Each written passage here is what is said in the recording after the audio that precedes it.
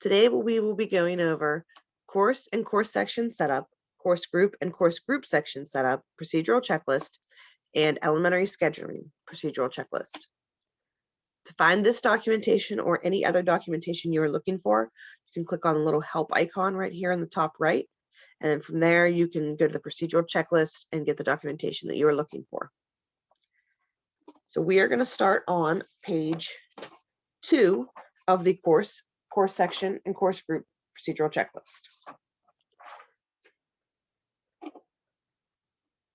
Please keep in mind that if you are trying to try out a new scheduling scenario, you want to test something out, that you can always go to Dazzle Play. So if you would go to OME-RESA.net, support and help links, here's PB Play. Whatever you do in Play will be written over with live data at the end of every week. So I believe it's on a Sunday night. So you can't affect your live data in Play.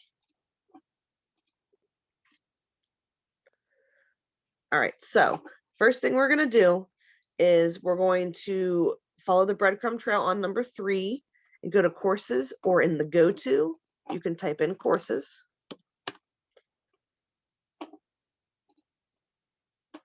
From there, we're going to add a new course. I'm going to search for one of ours already created.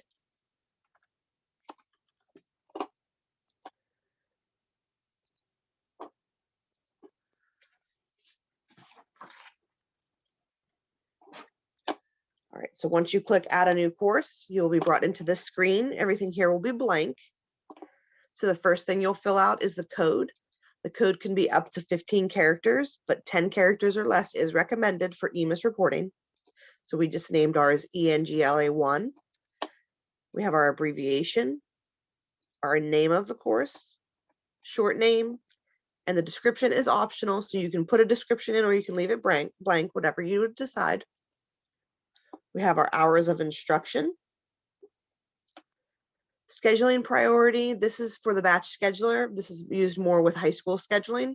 So we're just going to leave ours at 5 since we're not going to be using the batch scheduler. Display on public module. Again, that's more for middle school and high school scheduling. We won't be using the public course module for elementary scheduling. If this was high school credit, you would want to mark that. If you want this course to roll to next year when we do your school year initialization, you want to make sure that is checkmarked. If this is a college prep course, you make sure that is checked. If you want this to display on parent access, you want to make sure that is checked. So everything with COVID, you want to make sure that parents and students are able to see the course on parent access. You have to make sure that is checkmarked right here.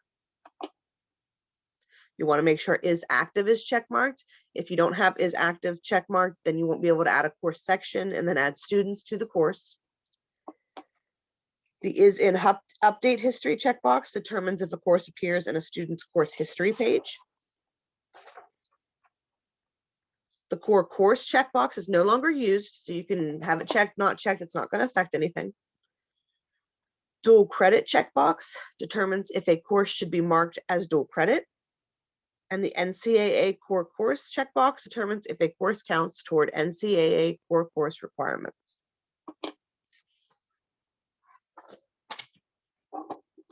Next, we'll go to the marks tab. The course weight field is only used by the batch scheduler. So ours just defaults to the 10. We're just going to leave it there. The level of difficulty and the GPA add-on level are optional. The credit units field is required and is used in several different modules in student information. One is the public course request module. So we aren't using the public course request module, but you want to make sure you put a credit unit in there. We have ours as 1. The mark bump and rank weight dropdown are both optional, and they are used in the GPA procedural checklist.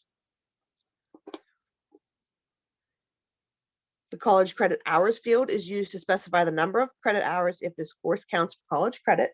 Ours does not, it's an elementary course. CCP location IRN, so you can put the IRN in there if this was a college credit course. search for it, and then that would populate there, and then it would populate the college location. If you want this course to count in the honor roll, you want to make sure that is checkmarked. If you want it to be included in total credits and included in the GPA, you want to make sure those are checkmarked. If this was an honors course, we would checkmark that. And if you want this to be included on the permanent record and to print on the report card, you also want to make sure those are checkmarked.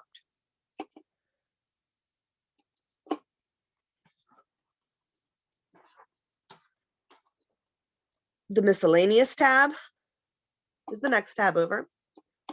So the department tab is optional. We just have ours listed as English. You don't have to put anything in there. The area of study and the subject area dropdown are also optional. The course type, you want to make sure you have your course type listed here.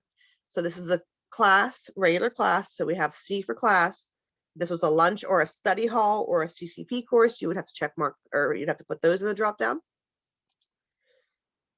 The language code dropdown is optional. If this is in graduation eligibility, you want to make sure that is checkmarked. Gender directive is used by the batch scheduler more. So we don't have to put anything in here. Ours just says balance males across sections and balance females across sections. You can change that to none. Grade level, you want to make sure you have the grade level correct in here that you're looking for. So we have first grade. This is a first grade course. So we make sure that we have first grade in there.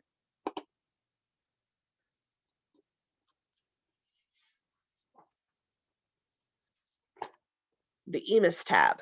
So this tab, we recommend that you work on this tab with your EMIS coordinator. There are some things on here that your EMIS coordinator may know and you may not. And most of the information on here goes over into their reporting. And if it's not correct, they'll get errors, and it's just easier if you just talk with them first. The EMIS location IRN is the IRN of the building where the course is held. If this is left blank, it will default to the school in context. EMIS location description field is the description of the EMIS location IRN. The field is only enabled if the value in the EMIS location IRN text box is 9. EMIS staff provider IRN field is the district IRN of the entity in contract with the reporting school district. The EMIS course level field designates the level of the course. This provides distinctions between courses that are taken in a series or have prereqs such as French 1 and French 2. This is just a regular elementary first grade course, so we're just going to leave that as not applicable. EMIS subject code field details the subject of the course being reported. So this is a big one. You want to make sure that if you don't know, you check with someone else in your district or your EMIS coordinator, because this is a big one that goes over for reporting. You want to make sure this is correct. The EMIS subject area for credit field indicates the subject for courses offered in which high school credit toward graduation is being applied, whether at middle school or high school level. So this is not a high school credit course. EMIS language used, we have English. The core subject area field is the subject area and or core requirement area in which a student has earned credit units towards graduation. We do not have high school credit checked, so we leave ours blank. End of course assessment. Again, this is a first grade course, so this is not going to have anything in there. CTE college credit. This is not a CTE college credit course. Curriculum field is the curriculum source model program for a specific course. We just have OT. Delivery method field. So we have face-to-face. You can change that if this was computer as instructor, if this was an online course. Ours is just a regular face-to-face instruction. Educational option, we have ours as no. Student population, so this is just a regular gen ed student K-12. If this was a gifted course, you would change that to gifted or a special ed course. The highly qualified teacher IRN field is the IRN used to group courses for calculation of the percent of core courses taught by highly qualified staff and the percent of core courses taught by properly certified staff. It's more for middle school, high school. We have ours, leave ours blank.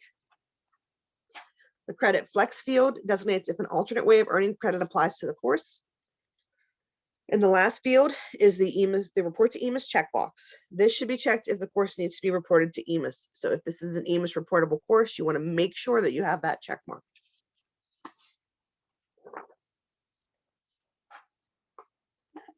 The last tab over, we're not going to go through. This is a pre and co-rec tab. That's more for middle school and high school. We don't have a need to go over that, but if you need to look at any of that, if you're doing middle school and high school scheduling, there are plenty of examples listed here.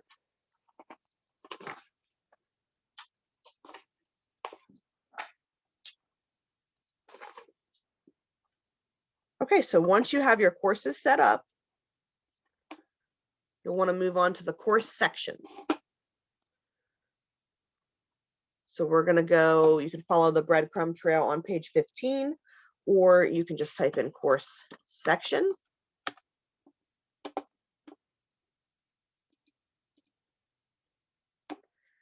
Make sure you have your default schedule result.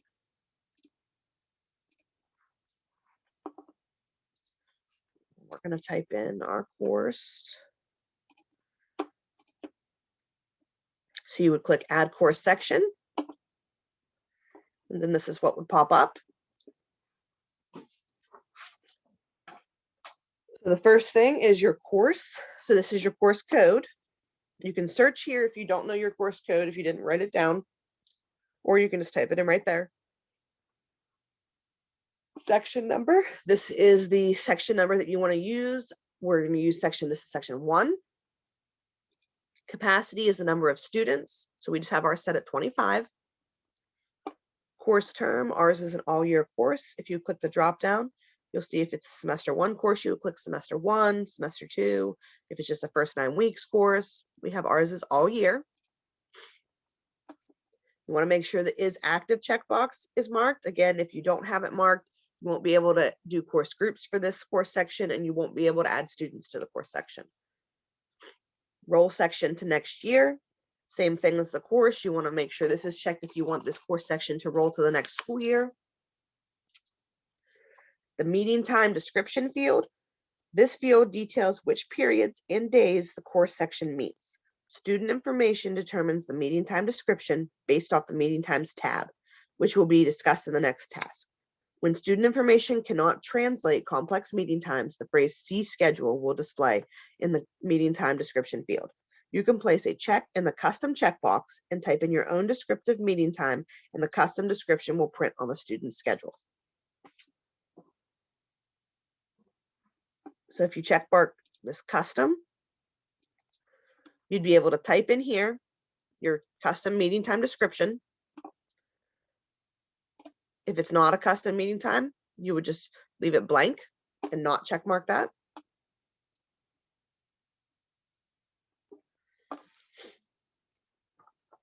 The meeting times tab is the next tab over.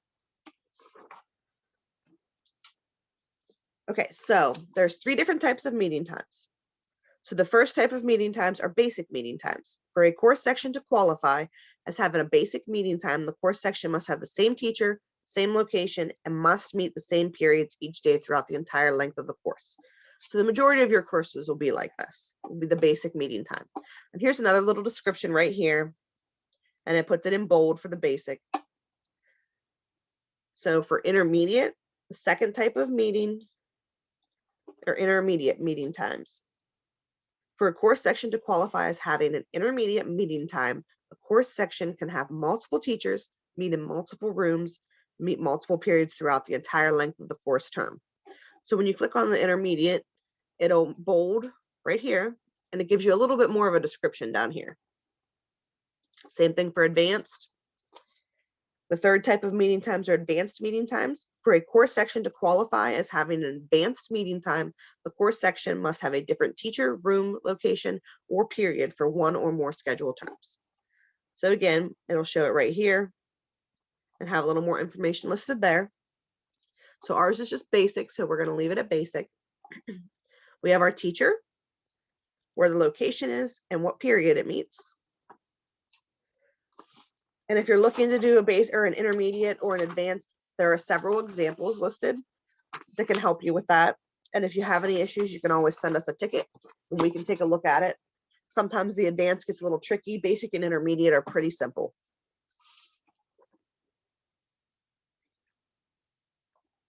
The next tab over is the membership tab. So if the course section is a member of a course group, the course group will be listed in the grid. So ours is a member of a course group. So we have our course group listed right here.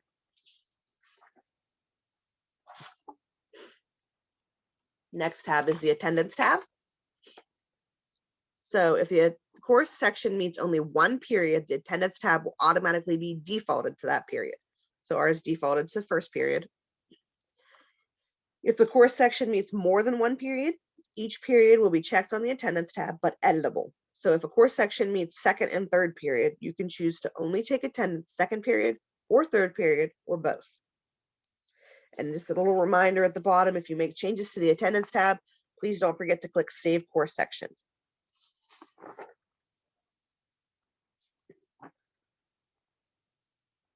Teacher History tab. So the Teacher History tab displays the staff course record in a grid. Verify the information on the Teacher History tab coincides with the information on the Meeting Times tab. So you would just click Add New, pick your teacher, if they're the co-teacher or lead teacher, their start and end date, check mark if they're the teacher of record, and you would hit Save.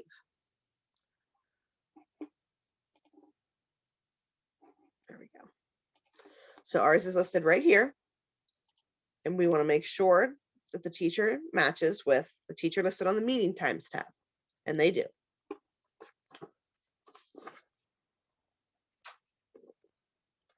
The last tab over is the EMIS Override tab.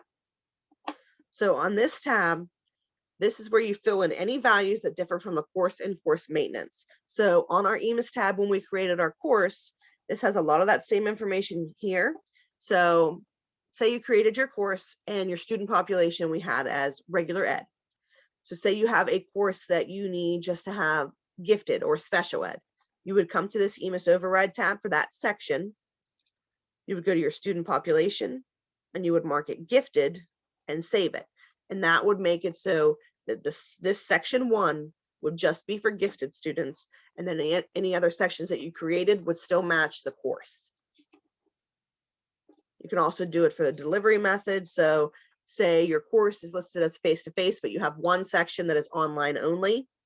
You could mark that right here, save course section, and this one section would be online only.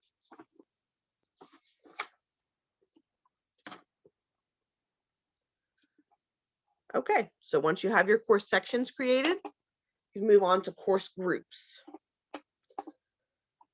So again, you could go to the breadcrumb trail on page 27, or you can type in course groups.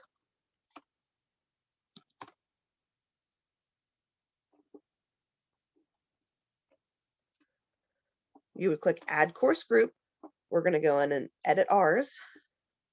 When you click Add Course Group, this is what will appear. So the code field, again, can be up to 15 characters, but we recommend 10 or less. I just want to keep ours simple, so we have it as 1B. You can put in an abbreviation if you want. We left ours blank. Name is course or is group 1B. Short name is 1B. We have our capacity listed as 25 students. Scheduling priority, we have ours as 5. You can put whatever you want in there.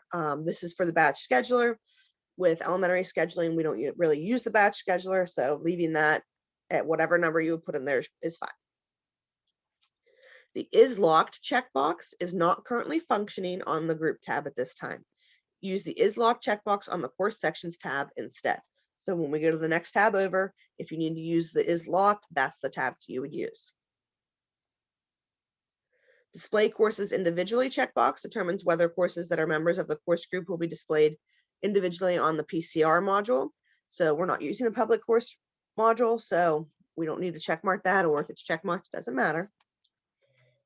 If you were using the public course request module, you would have the display on public module check marked. And you want to make sure you have it marked as is active. Otherwise, you won't be able to find this group.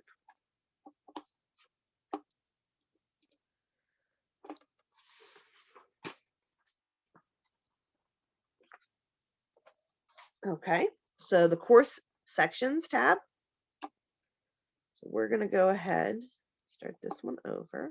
Yes. All right, so you will have, yours will be blank. You'll have to add in your courses.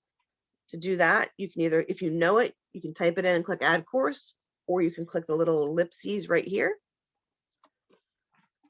We're going to type in, the name is G search. And then right here is our English Language Arts 1 course. So then it populates right here. Click add course.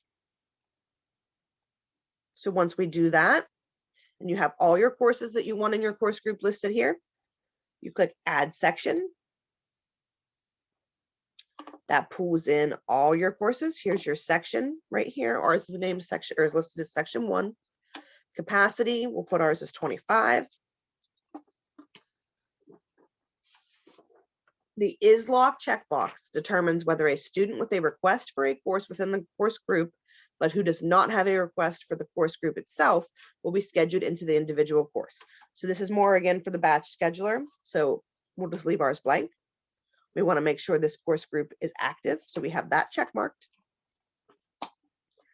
And then we want to go in here and pick our sections. Okay, section 1.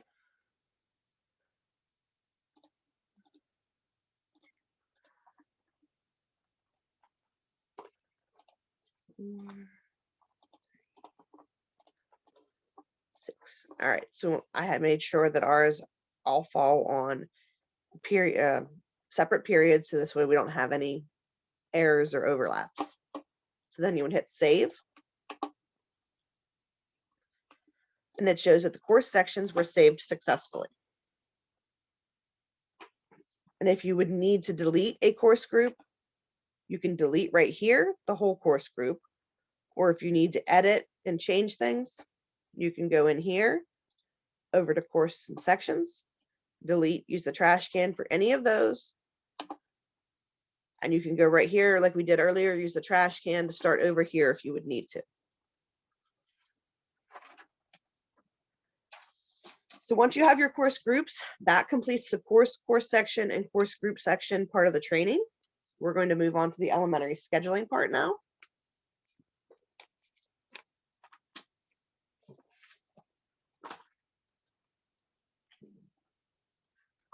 So for the elementary scheduling, on page 3, there is a big stop sign. So you always want to make sure when you see that, you stop and take a look, because you want to make sure that your school year initialization has been done, which we do those. So you can either send us a ticket if you're not sure if it's been done, check with your DASWell account admin, or the easiest thing to do when you're first in student information and on this little home screen here, if you see this little search bar right here, if you click that and you click it one more time, you'll see students listed here. And you'll see most of them have moved up a grade from your current school year. So that's an easy way to tell if your school year initialization is done. If you're still unsure, just send us a ticket. You also want to make sure that your sub-calendars are created, so you can check with your EMIS coordinator on that. You also can refer to the calendar non-EMIS or calendar with EMIS exceptions procedural checklist. And the third thing is you want to make sure that your students have been promoted to the 2021-22 school year. And at the bottom there, it just says you want to make sure you have your class list ready of which students are going to be in what class. And then on page 4, it just shows you how to check, just get your default schedule result listed there. Page 5 is just some notes for grades K to 12, special ed, and gifted students. And ESC students listed on the back there. So we're going to go to page 7. So task number 1, this is verify homeroom terms are set up correctly. So you can navigate to the breadcrumb trail, or you can type in homeroom terms. So here's our homeroom terms. Click a little edit, and here's where you can make sure that it's all set up correctly and that it's marked as active.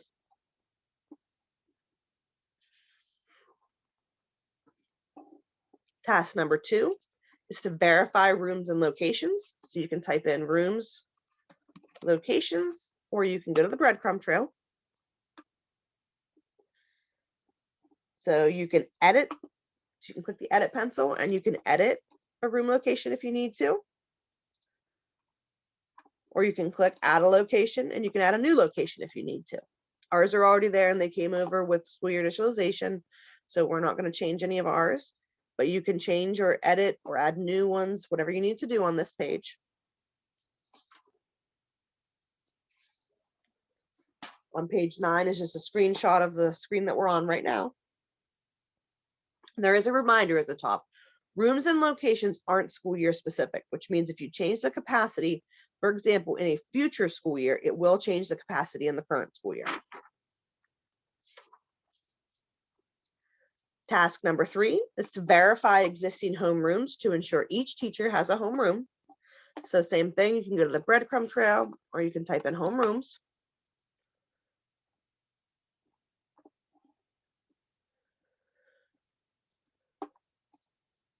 There we go. Okay, so here's our homerooms, homeroom term, teacher, room, grade, capacity, how many spots are left. If you added the counselor, it'll be listed here, and if it's active. So you can add a homeroom or you can edit the homeroom. And this is all the information you would need to fill out. And here's where you would put the counselor if you wanted to add that in. And the reminder at the bottom just says that homerooms are school year specific, which means if you change the capacity in the future school year, it will not affect the capacity in the current school year. So once you've verified your homerooms, made sure you had to add any or edit any. Page 11 to page 36, we're going to skip. That is just the same information that we just went over in the courses, course section, and course group setup checklist. So they have that in both. We like to have you do the course section, course group setup first, then go into the elementary scheduling, but you can just use the one document of the elementary scheduling and do it that way as well. So we're going to skip to page 37 and it's task number 20. So here we're going to bulk assign students into homerooms. So you can use the breadcrumb trail or you can type in homeroom bulk assignment.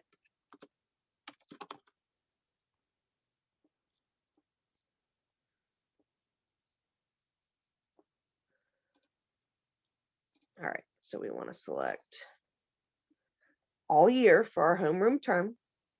We want to put ours in homeroom 1B.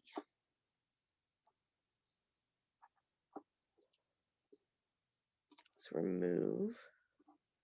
All right, let me go in there. I removed the students that I already had in there. Okay, so this is what you'll see. You'll have your homeroom capacity at 25. You have currently assigned 0 and your remaining capacity once you have your homeroom you're looking for. So your search criteria, you can do students, or you can do just like search criteria, select by students, student IDs, or homeroom. We have ours search criteria. So here, you can use the filters to find the students. So you can do grade level, you can do last name. We're just going to do first grade. We're going to preview the students. And here's where you can pick what students are going to be in that homeroom. So I'm just going to pick all of them. I'm going to assign them. And right here, it'll say all selected students were successfully assigned to the homeroom. So once you have that done, we recommend spot checking to make sure, that they all went in correctly. So we're going to go in and we're going to spot check one of the students.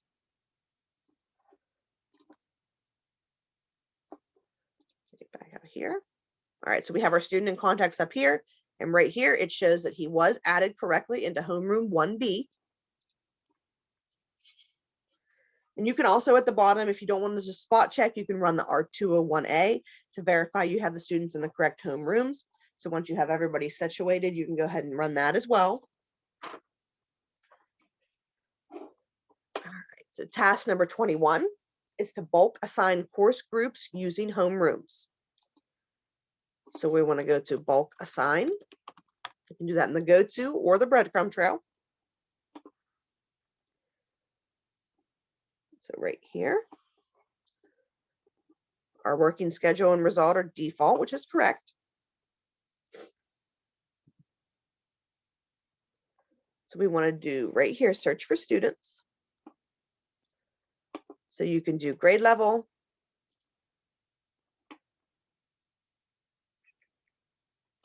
create new list. So here's our students to be assigned. We have our first grade students listed here. Then we want to click next. And then if you know your course group and course group section, you can type it in, or you can just click right here. Type in 1A, or actually 1B, that's the one that we did.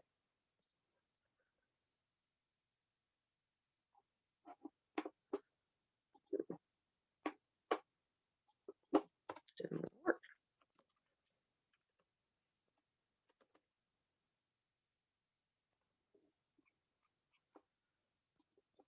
Oh, want to make sure if you're typing in the course group, which I didn't do, click right here, click groups.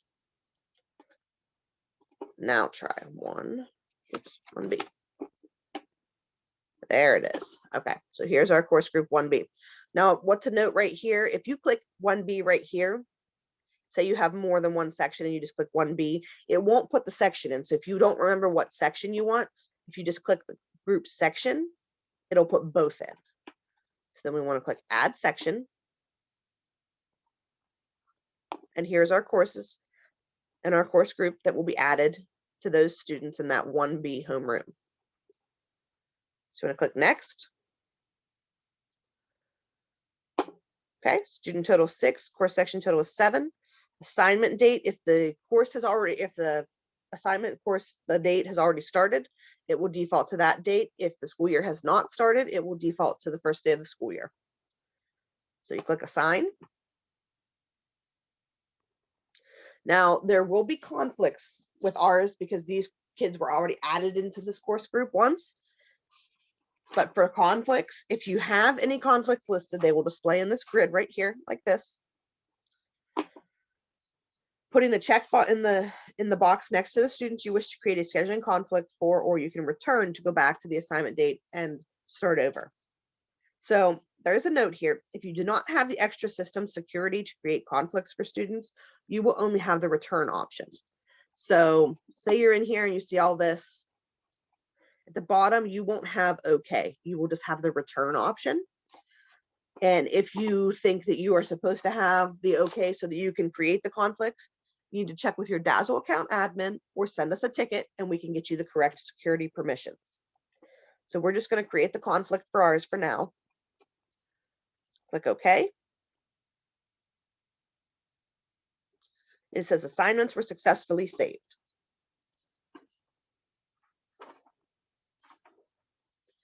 So once we have that done, we're going to move on to task number 22. We're going to verify the student's assignments. So you can put in a student in context.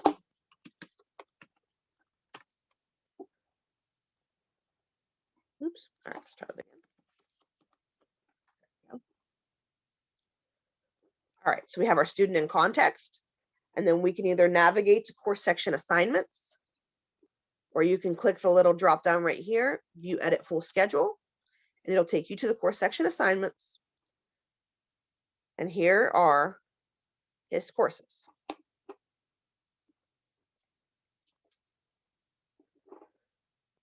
So there's a little note here on B. It says state support recommends checking one student from each homeroom.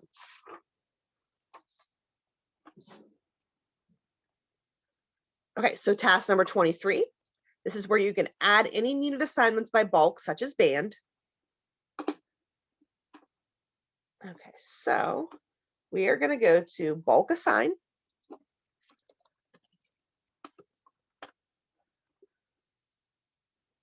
Oops, got rid of it. Assign. Okay. We're going to do the search for students. Do grade level 1. Create new list. So we're going to remove the students that we don't want to add. So I'm just going to add one student. So I could have just typed his name in. But we're just going to do the one student that we have. Then once we have our student, we'll click next. We can do our course group, course section. So we're going to type in band if we want to add the student to band. Click search. And again, if you just click band, it's not going to put the little section number in there. So if you don't remember which one it is, so we're just going to click section 1, add section. And here's our course that's going to be added. Click next. Again, student total 1, course section 1, assignment start date is the first date of the school year. Click assign. Now we do have a conflict. We're just going to go ahead and allow it. Once we do that, we go back to our home and we click, or we type in the student. There's a little drop down, view edit full schedule, and you'll see band listed right here at the bottom.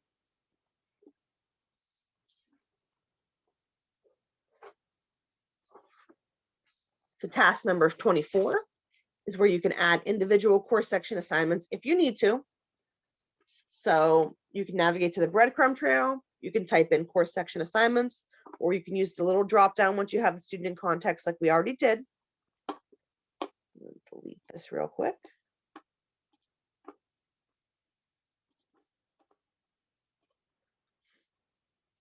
Okay, so once you're on this screen, if you need to add a course section assignment, you can just put a student in context, click add course section assignment. Use the little ellipses. So we're just going to do band again.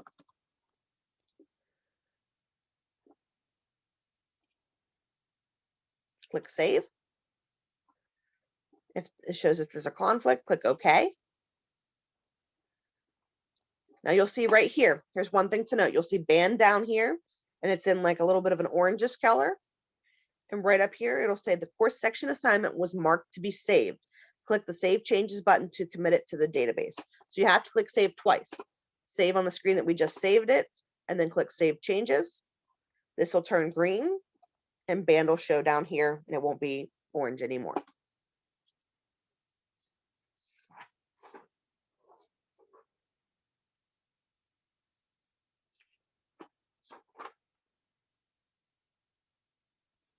So there is another area that you can add individual assignments.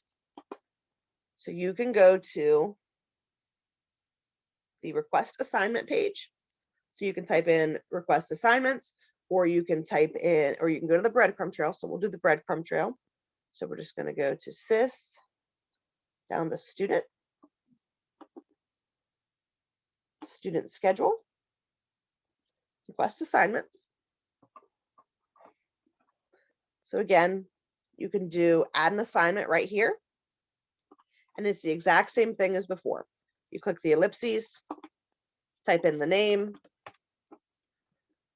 You would click the section that you want. We're not going to add band again.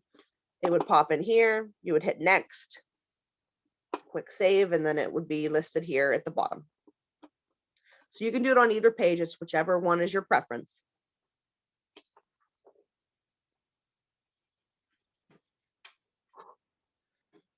Okay, so task number 25, removing individual course section assignments.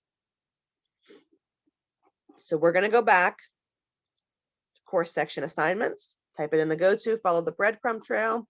If you have the student in context, you can click the little arrow. So right here, you can do whichever assignment you need to remove. So we're going to remove, since we have 2 sciences listed, we're going to remove this science class here. Click the trash can. Click remove delete. And right here it tells you remove is if your schedule is finalized. delete is schedule not finalized. So our schedule is not finalized, so it's going to do a delete. Click save. It'll have it highlighted here in orange again. The selected course section assignment was marked for deletion. Click Save Changes button to commit it to the database. So again, you have to click Save twice. Click it the second time, and you'll see it's been successfully saved, and you no longer see that second science course. And you can also remove an assignment from the request assignment page. So go back to that request assignment page we were on a few minutes ago. You can click, so let's remove one of the musics. You can click the trash can. And it's the same thing. There's the remove delete, gives you the same information. Click save. Assignment saved. So you only have to click save once on the request assignment screen. On the course section assignment screen, you have to click save twice. So that's the big difference between the two.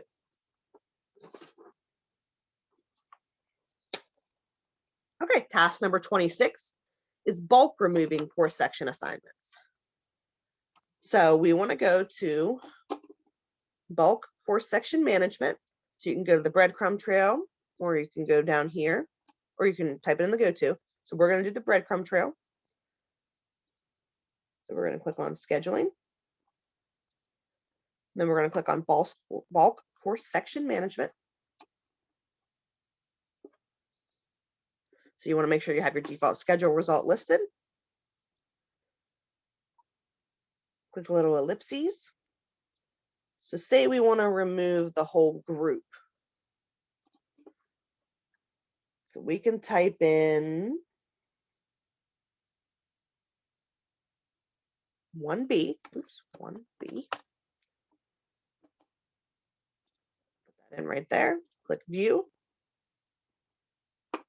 Oh, can't do it that way. That's my bad.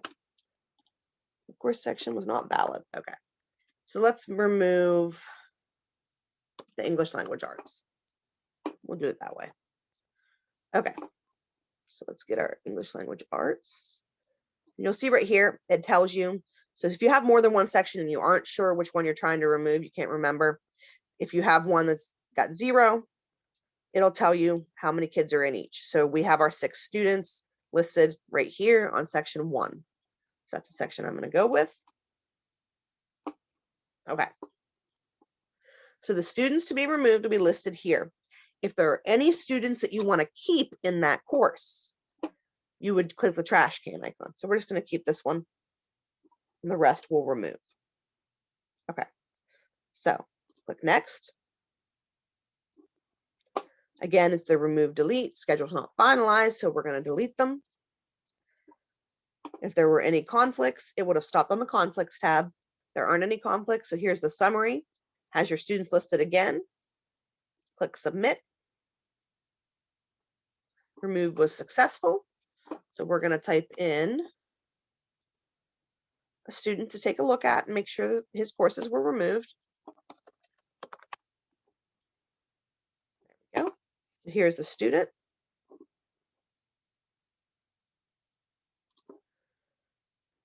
All right, click his little edit, view edit full schedule. And he had 2 sections of this. So the first one has been removed. So we can go in and we can remove it again. So we'll go back to make sure. So if you want him to have no classes, just go in. His English has been removed. So we want to remove, say, science.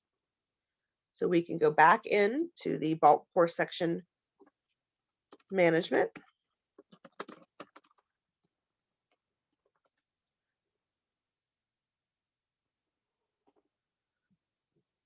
Click the ellipses. Type in science. Oops. Search. So here's science 1.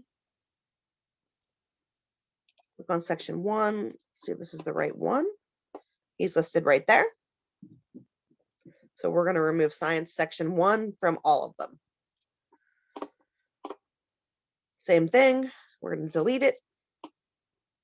Here's the students listed. Submit.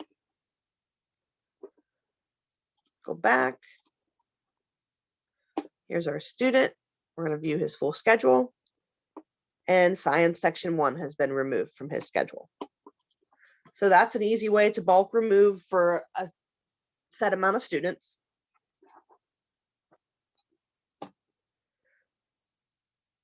The last task is task number 27, moving a student to another homeroom or adding a new student mid-year. So you can follow the breadcrumb trail. We have our student in context already, so you follow the breadcrumb trail there, or you can click this little edit right here, edit the student's profile.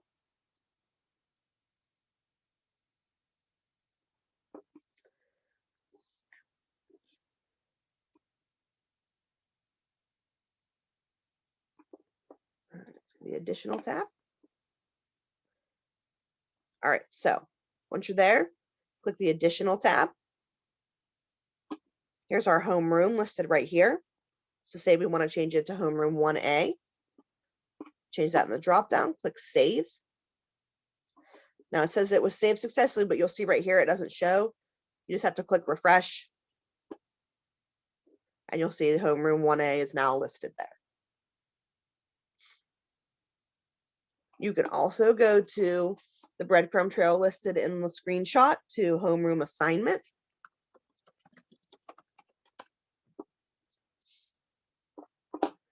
And you can do it on this screen as well. So if you just want to do it all when in the edit profile, you would just go there and do it, or you can type in homeroom assignment. We'll change him back to 1B. Click Save. Says it was saved. Click Refresh. He's back in homeroom 1B. Okay, so the last thing we're going to go over is number 3 listed there on page 48. So we're going to go to the course section assignments again.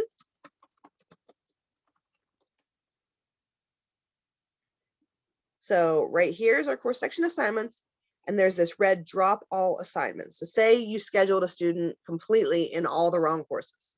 You click drop all assignments, click the remove delete, click save.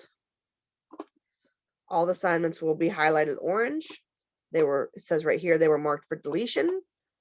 You have to make sure you click save changes again. Now this student no longer has any courses scheduled, so you can go back and you can either schedule him in a different group, individually schedule him, whatever you would need to do for that. Because you can also add the course section assignment right here again.